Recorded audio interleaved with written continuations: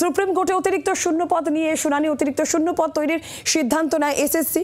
Supreme কোর্টে সওয়াল আইনজীবী বিকাশ রঞ্জন ভট্টাচার্যের শুনানি প্রক্রিয়া শুরু হয়েছে এই শূন্য পদ নিয়ে শুনানি।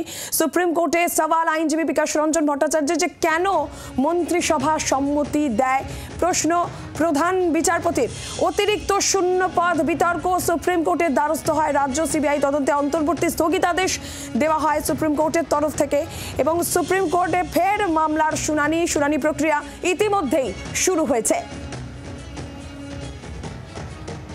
সুপ্রিম কোর্টে শূন্য পদ শুনানি প্রক্রিয়া ইতিমধ্যেই শুরু হয়েছে। আর এই মুহূর্তে অত্যন্ত গুরুত্বপূর্ণ আপডেট যে আমরা পাচ্ছি, সিবিআই তদন্তের যে নির্দেশ, সেই নির্দেশ খারিজ করে দেওয়া হলো সুপ্রিম কোর্টে। আজকে এই অতিরিক্ত শূন্যপদ মামলার শুনানিতে এই মুহূর্তে অত্যন্ত গুরুত্বপূর্ণ আপডেট পাওয়া যাচ্ছে। সিবিআই তদন্তের যে নির্দেশ, সেই নির্দেশ খারিজ করে দেওয়া হলো। হাইকোর্টের ডিভিশন বেঞ্চের নির্দেশে স্থগিতাদেশ ছিল সুপ্রিম কোর্টের। আর এবার সুপ্রিম কোর্টের শুনানিতে যে আপডেট পাওয়া যাচ্ছে, সিবিআই তদন্তের নির্দেশ খারিজ করে দেওয়া হয়েছে বলেই জানা যাচ্ছে। অতিরিক্ত শূন্য পদ নিয়ে আজকে শীর্ষ আদালতের শুনানিতে সিবিআই তদন্তের নির্দেশ খারিজ করে দেওয়া হলো। হাইকোর্টের ডিভিশন বেঞ্চ যে নির্দেশ দিয়েছিল। অর্ণবাংশু নিয়োগী রয়েছেন টেলিফোন লাইনে, প্রতিনিধি আরো বিস্তারিত জানাবেন। অর্ণবাংশু, আর ঠিক কি জানা যাচ্ছে? সিবিআই তদন্তের নির্দেশ খারিজ হয়ে গেল। দেখো, এসএসসি নিয়োগ দুর্নীতি মামলায় যদি চাকরি প্রার্থীদের কপালে চিন্তার ভাগ থাকে, তবে কিন্তু রাজ্য সরকারের কপালে কিন্তু চিন্তার ভাগ থাকলো না। কারণ রাজ্য সরকারের কাছে এই নির্দেশটি সব থেকে বড় ছিল, যেখানে ক্যাবিনেটের সিদ্ধান্ত হয়েছিল 6800 পদ ক্রিয়েট করা হবে। সেই মামলায় সিবিআই ইনভেস্টিগেশনের নির্দেশ দিয়েছিল কলকাতা হাইকোর্টের ডিভিশন বেঞ্চ।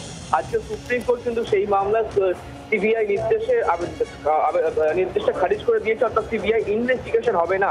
সুপ্রিম কোর্টে এটাও বক্তব্য যে ক্যাবিনেটের সিদ্ধান্তে এটা বলা হয়েছিল যে হাইকোর্টের রায়ের উপরে চাকরি প্রার্থীদের ভাগ্য নির্ভর করবে, এবং দ্বিতীয়ত যে কারণে আদালত মনে করছে যে অতিরিক্ত শূন্য পদের জন্য ক্যাবিনেট সিদ্ধান্ত নেয়, পরবর্তী ক্ষেত্রে রাজ্যপাল স্বাক্ষর করেছেন, গভর্নর এক্ষেত্রে আদালতকে হস্তক্ষেপ করতে পারে। আর ক্যাবিনেট সিদ্ধান্তে এই নোটও বলা হয়েছিল যে ভাগ্য, অর্থাৎ এই চাকরি প্রার্থীদের ভাগ্য নির্ভর করবে আদালতের চূড়ান্ত সিদ্ধান্তের উপরে। তার ফলে কিন্তু অবশ্যই এই সিবিআই ইনভেস্টিগেশন প্রয়োজন নেই। আদালত সেই কারণে কিন্তু ডিভিশন বেঞ্চের নির্দেশ ছিল যে ক্যাবিনেটের সিদ্ধান্ত ছিল কভার আপ করার জন্য দুর্নীতিটাকে, অর্থাৎ যে দুর্নীতি হয়েছে নিয়োগ দুর্নীতি মামলা, সেটা কভার করার জন্য কিন্তু এই ক্যাবিনেট সিদ্ধান্ত নিয়েছিল অতিরিক্ত পদ তৈরি করার জন্য। সেই কারণে সিবিআইকে ইনভেস্টিগেশন করতে বলা হয়েছিল। সেই নির্দেশ কিন্তু খারিজ করলো সুপ্রিম কোর্ট, অর্থাৎ স্বস্তি রাজ্য সরকার, এটা বলা যেতে পারে। অর্ণবাংশু, তুমি আমাদের সঙ্গে থাকো। অতিরিক্ত শূন্য পদ নিয়ে শীর্ষ আদালতের শুনানি, অতিরিক্ত শূন্য পদ গঠনের ওই সিদ্ধান্ত সঠিক ছিল না। সিবিআই প্রয়োজনে মন্ত্রিসভার সদস্যদের হেফাজতে নিয়ে জিজ্ঞাসাবাদ করতে পারে বলে জানিয়েছিল হাইকোর্টের ডিভিশন বেঞ্চ, এবং হাইকোর্টের ওই নির্দেশের উপর সুপ্রিম কোর্টের স্থগিতাদেশ ছিল। আর এবার শুনানিতে, যেটা শীর্ষ আদালতের শুনানিতে বলা হয়েছে যে সিবিআই তদন্তের সেই নির্দেশ খারিজ হলো। অপর প্রতিনিধি রাজীব চক্রবর্তী রয়েছেন আমাদের সঙ্গে। রাজীব, শুনানি পর্বে আর কোন কোন বিষয়গুলো উঠে আসলো, একটু বিস্তারিত বলো।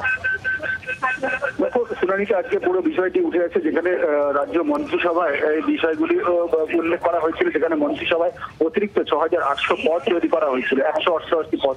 সেই পদ নিয়ে মামলা যখন কলকাতা হাইকোর্টের সিঙ্গেল বেঞ্চ এবং ডাবল বেঞ্চ অর্থাৎ ডিভিশনাল বেঞ্চ রায় দিয়েছিল, সিবিআই তদন্তের এবং মন্ত্রিসভার বিরুদ্ধে এই তদন্তের নির্দেশ ছিল।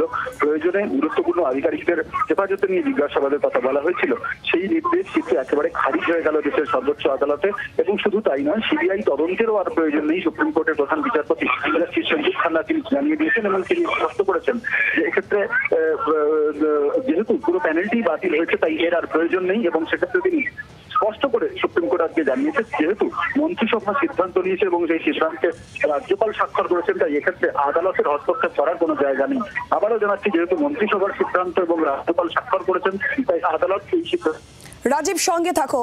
আইনজীবী সিপিএম নেতা বিকাশ রঞ্জন ভট্টাচার্য আমাদের সঙ্গে টেলিফোন লাইনে রয়েছেন। বিকাশ রঞ্জন বাবু, শীর্ষ আদালত সিবিআই তদন্তের নির্দেশ খারিজ করে দিল, কি বলা হলো শীর্ষ আদালতের তরফে, একটু যদি বলেন। আদালত সিবিআই তদন্তের আদেশটা খারিজ করেছেন এই জন্য যে ক্যাবিনেট ডিসিশন, এই ক্যাবিনেটের মেম্বারদের ডিসিশনের উপরে কোনো রকম তদন্ত সিবিআই করতে পারে না। এই জন্য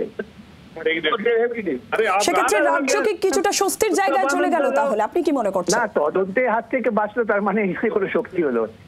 ক্যাবিনেটের মেম্বারদের বিরুদ্ধে তদন্তটা সিবিআই করবে না, এই তো পারলাম না, সুতরাং অন্য যে ক্রিমিনাল মামলা চলছে তার মধ্য দিয়ে যা হবার হবে পরিষ্কার করে দিয়েছে। সেক্ষেত্রে হাইকোর্টের ডিভিশন বেঞ্চ যেটা বলেছিল যে এই যে মন্ত্রিসভা অতিরিক্ত শূন্যপদ গঠনের সিদ্ধান্ত সঠিক ছিল না, এটা হাইকোর্টের ডিভিশন বেঞ্চ বলেছিল, যেখানে শীর্ষ আদালতের স্থগিত। হ্যাঁ, বলুন। সিদ্ধান্ত নিয়ে কোনো কথা বলেনি, যেটা বলেছে যে এই বিষয় সিবিআই তদন্ত হতে পারে। তোরা তো তোদের মক্কেলের একটা মামলা করতে পারছিস, সুতরাং মামলা যা পেন্ডিং আছে সেই মেরিট নিয়ে সেটা শুনানি হবে। ধন্যবাদ। বিকাশ রঞ্জন ভট্টাচার্য আমাদের সঙ্গে টেলিফোন লাইনে ছিলেন। আবারও রাজীবের কাছে যাব। রাজীব, যে বিষয়টা তুমি বলছিলে যে তাহলে কি যে সিবিআই তদন্তের নির্দেশ শীর্ষ আদালতের নির্দেশে খারিজ হলো, তাহলে রাজ্য কিছুটা স্বস্তির জায়গায় তার মানে থাকলো? মন্ত্রিসভা স্বস্তি পেল, দেখো একটা বড় সড় স্বস্তি, তার কারণ রাজ্যের নির্বাচিত মন্ত্রিসভা, সেই মন্ত্রিসভার সদস্যদের যদি সিবিআই তদন্তে ডেকে পাঠানো হয় এবং তাদের হেফাজতে নিয়ে জিজ্ঞাসাবাদ করা হয়, সেটি রাজ্য সরকারের জন্য কত বড় অস্বস্তিকর ব্যাপার ছিল সেটা বলে রাখা যেতে পারে। আর সেই কারণেই সুপ্রিম কোর্টের নির্দেশে একেবারে স্পষ্ট করে দেওয়া হয়েছে সিবিআই তদন্তের আর প্রয়োজন নেই এবং সুপার নিউমারি পোস্ট যেটা মন্ত্রিসভা ক্যাবিনেট তৈরি করেছিল তাতে রাজ্যপাল সই করে চিত্র, এবং সেই কারণে সুপ্রিম কোর্ট বা আদালতের হস্তক্ষেপের প্রয়োজন নেই। তোমাকে কলকাতা হাইকোর্টের যে সিদ্ধান্ত, অর্থাৎ সিঙ্গেল বেঞ্চ বিচারপতি, তৎকালীন বিচারপতি অভিজিৎ গঙ্গোপাধ্যায় এবং ডিভিশন বেঞ্চের যে নির্দেশ ছিল তাতেও ভুল ছিল বলে আজকে কিন্তু সুপ্রিম কোর্ট উল্লেখ করেছে এবং স্পষ্টভাবেই বলে দেওয়া হয়েছে যে সিবিআই তদন্তের আর প্রয়োজন নেই। আর এটি কিন্তু কেন্দ্রীয় রাজ্য সরকারের, রাজ্যের মন্ত্রিসভার জন্য বড় সড় স্বস্তি, রাজ্য সরকারের জন্য। রাজীব, তোমাকে ধন্যবাদ। অপর প্রতিনিধি অর্ণবাংশ নিয়োগীও রয়েছেন টেলিফোন লাইনে আমাদের সঙ্গে। অর্ণবাংশ, অর্থাৎ হাইকোর্টের ডিভিশন বেঞ্চ যে নির্দেশ দিয়েছিল যে যদি প্রয়োজন হয় তাহলে মন্ত্রিসভা যারা এই অতিরিক্ত শূন্য পদের অনুমোদন দিয়েছে তাদেরকে হেফাজতে নিয়ে জিজ্ঞাসাবাদ করতে পারে। এবার সিবিআই তদন্তের নির্দেশই খারিজ করে দিল শীর্ষ আদালত, অর্থাৎ রাজ্যের জন্য এই মুহূর্তে দাঁড়িয়ে একটা বড় স্বস্তি।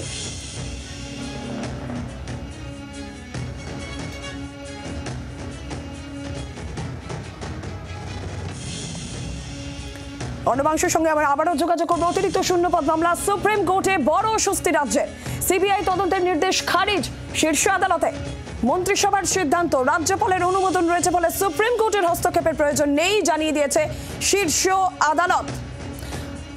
অর্ণবাংশ নিয়োগী রয়েছেন টেলিফোন লাইনে প্রতিনিধি। অর্ণবাংশ, অর্থাৎ রাজ্যের ক্ষেত্রে একটা বড় স্বস্তি, যে নির্দেশ হাইকোর্টের ডিভিশন বেঞ্চের ছিল যে প্রয়োজনে এই মন্ত্রিসভা হেফাজতে নিয়ে জিজ্ঞাসাবাদ করতে পারে সিবিআই, এবার সিবিআই তদন্তের নির্দেশই খারিজ করে দিল সুপ্রিম কোর্ট।